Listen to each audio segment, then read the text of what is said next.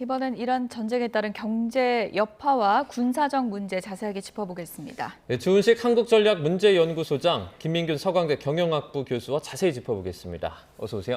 네, 안녕하십니까. 반갑습니다. 유가부터 좀 얘기를 해봐야 될 것 같은데 이거 종가 기준 브렌트유가 $100를 넘었습니다. 어느 정도까지 지금 오른 거라고 봐야 돼요? 지금 기존에 어떤 그런 전쟁 전에 한 65불에서 한 70불 사이 정도의 어떤 유가에서 지금 어떻게 보게 되면 거의 한 100불이 넘어가는 어떤 그런 한마디로 얘기해서 들으면 유가의 어떤 그런 물론 전쟁 상황 때문에 당연히 호르무즈 해협이 어떤 그런 우리 유가 원유의 어떤 그런 공급망이 거의 붕괴되다시피 했기 때문에 오르는 것은 어느 정도 인지가 되지만 이제 그럼에도 불구하고 여러 가지 이제 경제적인 임팩트가 아마 여러 가지로 이제 악영향을 줄 수밖에 없을 거라고 생각이 듭니다.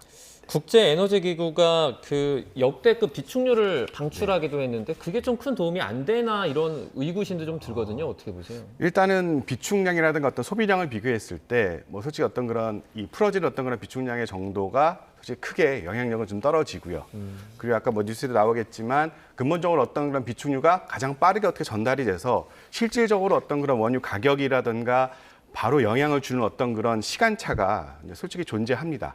그래서 이제 그런 면에서 그리고 또 한 가지 이슈는 지금 전쟁이 언제 끝날지 확실하게 모르는 상태에서 비축류를 정말 무한정으로 계속 풀어야 하는 어떤 그런 자원의 어떤 그런 한계가 존재하기 때문에 이제 그런 면에서도 조금 조심스럽게 우리 비축류의 어떤 그런 풀어내는 양이라든가 아니면 속도라든가 이제 그런 면에서 어떤 그런 조정이 반드시 필요한 것이죠. 예, 기름값 걱정이 많아지다 보니까 요새 차가 좀 덜 밀린다 이런 얘기까지 맞습니다. 나오고 있는데 앞서 저희가 주유소 현장도 기자 연결해서 들어봤지만 유가 최고 가격제 시행하면서 지금 일단은 주유소에서 기름값은 좀 내리는 분위기인 것 같더라고요.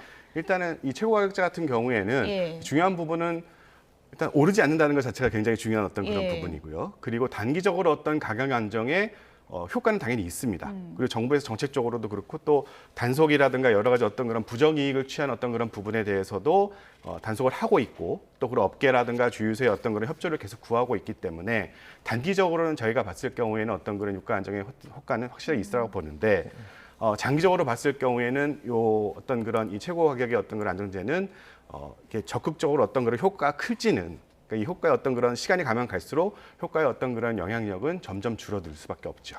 이재명 대통령이 이번에 SNS에 가격 이렇게 내리지 않으면 신고하라 이렇게 직접 밝히기도 했는데 이건 좀 그 효과성이 있나요? 아무래도 이제 유가라는 어떤 그런 부분이 우리 민생도 그렇고 경제에도 그렇고 특히 이제 우리나라 같은 경우에는 에너지의 의존성이 굉장히 높기 때문에 민감할 수밖에 없고요.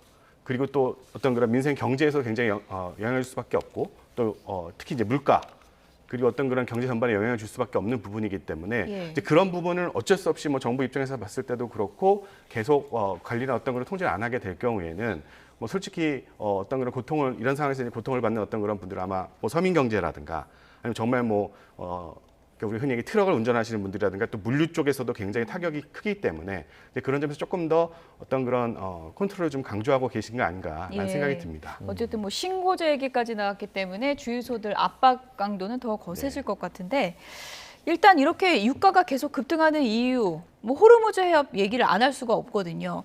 오늘 모즈타바가 메시지를 냈는데 호르무즈 해협 봉쇄하라 이 부분 강조하지 않았습니까? 어떤 지금 속내가 있는 걸까요? 이란의 전략이 군사적으로는 미국에 대항할 수 없잖아요. 그래서 해상 비대칭전 전략, 어스메트릭 스트래티지를 사용해서 경제적으로 압박을 가하는 그런 모양새입니다. 현재 호르무즈 해협뿐만 아니라 페르시아만 전체와 아라비아만까지 이것을 확대하는 것은 경제적으로 이렇게 압박을 가해서 에너지 공급망 전체를 이렇게 압박하는 그런 전략으로 보입니다. 그런데 이제 이란의 목적은 승리가 아니라 이것을 이 전쟁을 지구전으로 끌고 가면은 미국을 압박하는 효과가 있을 것이다 하는 그런 측면에서 확대하는 것이라고 이렇게 볼 수가 있습니다. 원래는 호르무즈 해협에 집중되던 이 양상이 지금은 약간 걸프 해역으로 확대되는 그런 모습인데 오만까지도 가고요. 이렇게 확전함으로써 미국에 좀 더 부담을 주려는 그런 의도라고 볼 수 있나요? 그렇습니다. 대리 압박 전략의 일환으로 보는데 중동 군사 네트워크를 압박하는 것이죠. 그리고 이제 아랍 이스라엘의 그 협력 관계를 억제하면서 네. 호르무즈 해협 통제를 통해서 주변국들한테 어떤 압력을 가하는 그런 모양새라고 볼 수가 있습니다. 근데 그 미사일 발사 수나 이런 걸 보면 이스라엘보다도 아랍에미리트 쪽에 더 쏠렸거든요. 그거는 예. 어떤 의도예요? 아랍에미레이트의 이 공격을 하는 이유는 예. 미군 기지에 대한 타격이 미국의 아랍에미레이트에 미국의 전진 기지가 있습니다. 예. 그 알다프라 공군 기지가 미 전투기하고 정찰기 기지가 있거든요. 예. 거기에 대한 어떤 대응이라고 이렇게 볼 수가 있고 또 하나는 아랍에미레이트가 2020년 아브라함 협정에 의해서 이스라엘과 공식 외교 관계를 맺었어요. 그래서 아랍에미레이트가 이스라엘을 페르시아만으로 이렇게 끌어들였다 이런 시각을 이란은 가지고 있는 겁니다. 그리고 또 하나는 걸프 지역의 아랍 국가에 대한 경고, 즉 협력하면은 너희도 당할 수 있다는 그런 하나의 경고도 되고, 그 다음에 어떻게 보면은 내부 결속과 혁명 수비대에 대한 어떤 결속을 도모하는 그런 것으로 볼 수가 있는데 여기에 아랍에미레이트가 반격을 못하는 이유가 있어요. 왜 못하느냐면은 예. 전략적 지정학적으로 굉장히 취약하다는 그런 점하고 두 번째는 경제 구조가 전쟁을 감당할 수 없는 구조입니다. 즉 관광과 금융과 이렇게 이제 상업 이런 것인데 군사력이 약해서가 아니라 잃을 것이 너무 많기 때문에 적극적인 대응이 안 되는 그런 상황으로 볼 할 수가 수는 있는데 안 하는 것이다. 못하는 예. 것이죠. 못하는 것이다. 예, 예. 예. 지금 상황에서 이제 국제 유가는 계속 급등하고 있는데 뭐 사실 뭐 인플레이션 또는 뭐 스태그플레이션, S의 공포 이런 것들이 엄습하자 트럼프 대통령이 금리 인하를 카드를 꺼내 들었거든요. 네. 실제 현실화할 가능성도 있네요. 일단은 제 의견으로는 조금 부정적으로 보고요. 예. 일단 트럼프 대통령은 일단 취임하고 나서 계속 이제 금리 인하를 계속 페드 쪽에 요구를 했습니다. 네. 근데 이제 유가가 급등을 하게 되면 이 인플레이션 압박이 굉장히 들어오게 되고요. 그리고 이제 그렇게 되면은 뭐 당연히 이제 페드 입장에서 봤을 경우에는 특히 이제 3월 CPI 같은 경우에 이제 우리가 예상하기로는 이 에너지 급등분이 반영될 거라고 예상을 합니다. 이제 그렇게 될 경우에는 아무래도 이제 페드 입장에서 봤을 경우에는 그 이유를 좀 낮추기에는 아무래도 이제 부담이 되고요. 네. 근데 이제 한 가지 어떤 그런 중점 사항 중에 하나는 페드가 주요 이제 보는 어떤 그런 지표 중에 하나가 고용 지표입니다. 근데 미국의 고용 지표가 2월 달에 실업률이 4.4%로 소폭 상승했습니다. 근데 그 말은 뭐냐? 어떤 그런 인플레이션의 위험도 있긴 하지만 근본적으로 어떤 그런 미국의 어떤 그런 고용 지표가 안 좋아진다는 거는 경기 둔화 초기 신호로 볼 수 있고 또 그래서 그런 면에서 이제 스태그플레이션의 어떤 그런 우려도 지금 예. 미국 입장에서는 하고 있는 것이죠. 그래서 그게 아마 변수가 되기 때문에 하지만 현실적으로 봤을 경우에는 아직까지는 어떤 그런 페드에서 어떤 인하하기에는 좀 아무래도 좀 무리가 되지 않을까라고 예. 판단을 해봅니다. 네. 그러니까 당장 내리라고 그냥 내리라는 것도 아니고 당장 내리라 그랬는데 네. 이란 공격 때문에 이게 유가 급등하고 이렇게 그렇죠. 되면서 어떻게 보면은 뭐 자승자박 아니냐 뭐 이런 분석도 있는 것 맞습니다. 같아요. 정경을 예상을 했을 때 아무래도 경제적인 임팩트를 뭐 당연히 예상을 했을 거라고 예. 생각이 들고요. 물론 뭐 이제 트럼프 입장에서 봤을 경우에는 뭐 증시라든가 봤을 경우에 뭐 뉴욕 증시라든가 이제 우리나라 증시를 보시면 아시겠지만 이 전쟁이 언제나 끝내는 굉장히 그게 제일 중요한 포인트이기 때문에 예. 뭐 트럼프 대통령이 금방 끝날 것이다라고 얘기를 하게 되면 또 증시에서 반응을 하게 되고 또 이란에서 우리는 또 계속 항전을 하겠다라고 또 얘기를 하게 되면 또 다운을 하게 되고 또 여러 가지 그런 변동성이 굉장히 큰데 아무래도 이제 경제적이라는 입장에서 봤을 경우에는 그런 불확실성이 좀 조금이라도 좀 사라지게 되면 뭐 예를 들어서 뭐 3주 안에 끝난다, 2주 안에 예. 끝난다 그런 어떤 사인이 좀 나오게 되면 예. 아무래도 좀 안정성을 좀 찾아갈 수 있을까라는 생각을 합니다. 파월 네. 의장이 얘기를 잘 안 듣겠죠? 어떻게 보십니까? 뭐 아직까지는 뭐 5월의 퇴임이긴 하지만 예.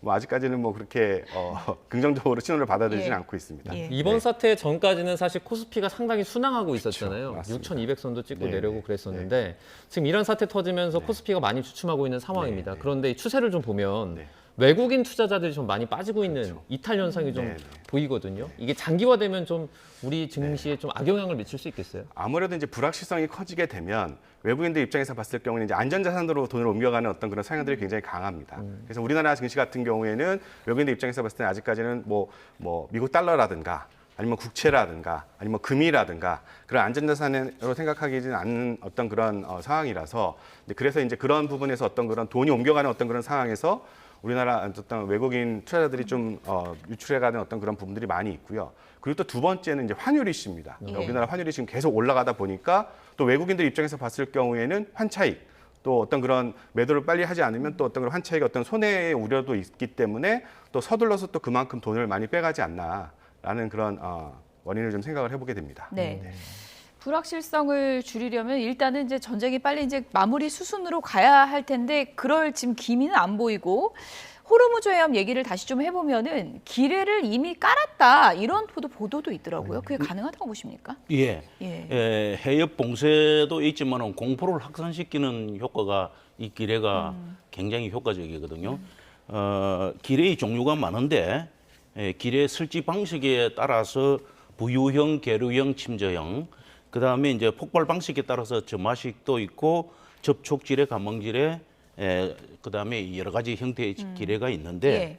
이란은 말이죠 해군력보다는 해상 거부 전략, 즉 sea denial strategy를 주로 추구를 해왔어요. 왜 그러냐면은 이란이 이제 군사력 자체의 어떤 절대적 어떤 수량 면에서는 미국의 대응이 안 되는데 이 기뢰는 호르무즈 해협에 그 아주 좁거든요. 그러기에 통제를 하면 기뢰 몇 발만 깔아버려도 예.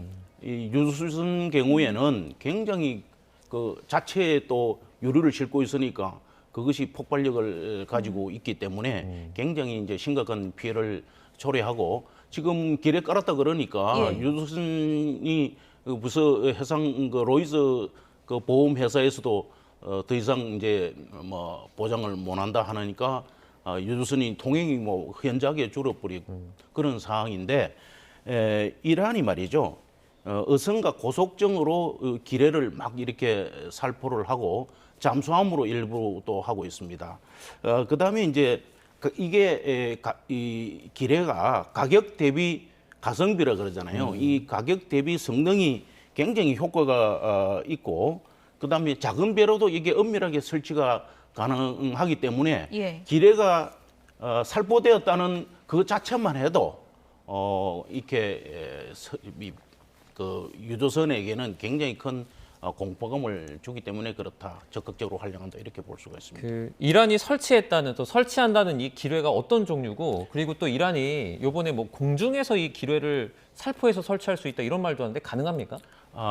공중에서 살포하는 것은 지상군의 경우에는 이제 살포식 지뢰라는 게 있는데 바다에서 미사일로 살포하는 것은 굉장히 어렵고 연구는 하고 있는데 이게 쉽지가 않습니다. 그런데 이번에 이란이 이렇게 살포한 기뢰는 접촉식 계류 지뢰, 이 바다 밑에 앵커를 달고 이렇게 떼어놓는 그러한 지뢰인데 이 뿔 모양의 센서에 부딪히면 터져버리는 그런 폭발력을 가진 지뢰고 예. 또 하나는 이제 자기 감응 지뢰와 이 자석식으로 그다음에 음향 감응 지뢰가 있고요.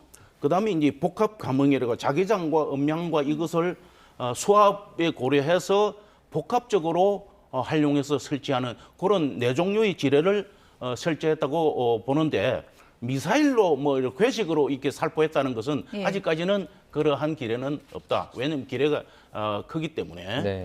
그러니까 현실적으로는 힘들어 보인다 그렇습니다. 이렇게 예. 보시는 거군요. 네, 알겠습니다. 이란 사태 관련해서 군사 경제적 이슈들 저희가 자세하게 좀 살펴봤습니다. 자, 오늘 주은식 한국전략문제연구소장 김민균 서강대 경영학부 교수와 함께했습니다. 고맙습니다. 감사합니다.